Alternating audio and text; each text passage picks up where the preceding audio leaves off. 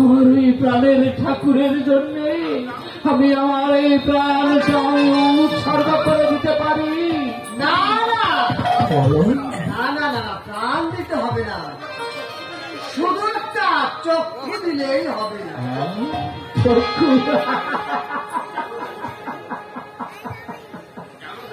কেন কেন দেব?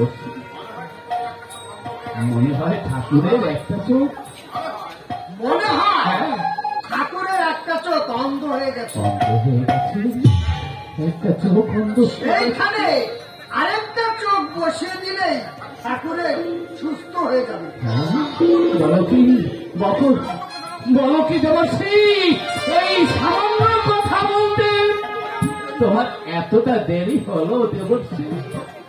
চক্ষু পেলেই যদি আমার ঠাকুর সুস্থ হয়ে যায়, তাহলে আমি আমার ঠাকুরকে আমার চোখ আমি এক্ষুনি দিচ্ছি।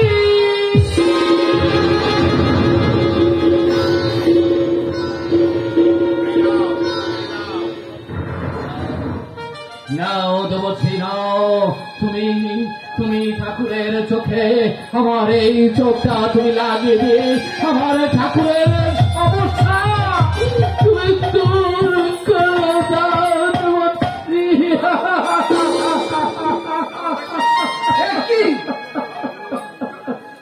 রক্তে তোমার মুখটা যে ভেসে যাচ্ছে। যাক যাক, তাতে আমার কোনো দুঃখ নেই। আমি যে আমার চক্ষু দিয়ে আমি আমার প্রাণের ঠাকুরকে আমি তার সমস্যার সমাধান করতে পেরেছি, এটাই আমার পরম সার্থক।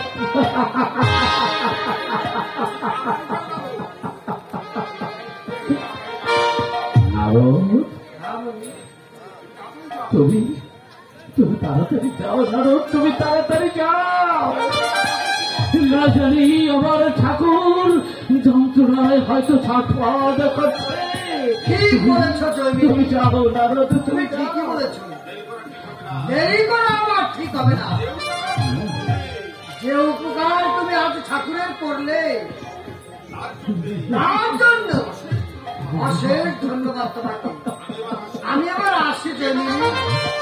তুমি যাও নারদ, তুমি যাও, তুমি তরি করে তুমি চলে যাও, তুমি যাও। দাঁড়াও, আরেকটি বার তুমি দাঁড়াও দেবশ্রী, তুমি আমার কাছে এসো। দেবশ্রী, আমার তো ভুল হয়ে গেছে দেবশ্রী। হ্যাঁ দেবশ্রী, আমার ঠাকুর যে চোখে রস জ্বালায় সে ছটফট করছে। তবে বলো দেবশ্রী নারদ, তুমি আমার কাছে সত্য করে বলো, আমার ঠাকুরের কোন চোখ তার সমস্যা হয়েছে? দেবশ্রী, এই কথাটা তো তুমি আমাকে বলোনি দেবশ্রী। এবার তো তুমি আমাকে বিপদে ফেলে দিলে জয়মিনী। বিপদে ফেলেছি? না মানে দেবশ্রী কেন? না মানে ঠাকুরের কোন চোখটা যে লাগবে সেটা তো আমি জেনে আসিনি জয়মিনী। আর লক্ষ্য করেও দেখিনি।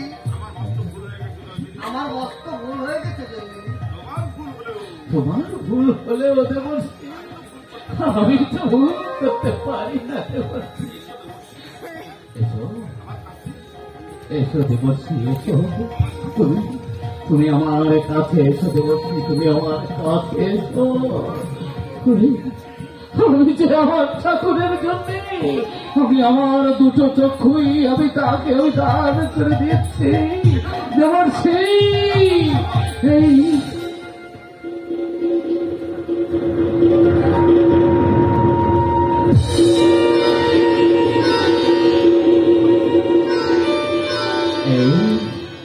এই নাও দেবশ্রী, এই নাও। তুমি আমার ঠাকুরের কাছে গিয়ে আমার ঠাকুরের যে চক্ষুটা তার দরকার হয় তুমি তাকে সেই চক্ষুটাই দিলে।